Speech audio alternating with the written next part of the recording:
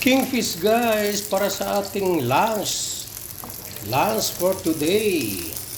Ang nagbabagang kingfish para sa aking tanghalian ngayon. Andito na sa ating palayok. At kung gusto nyo pa ang ibang masarap na ulam, eto. Ayan. Ayan guys.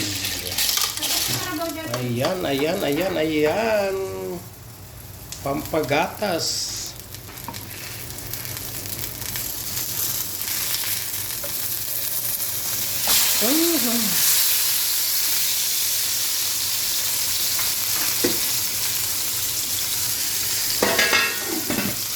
Thank you guys. May data na muna nga pa. So natangkang ko na ko.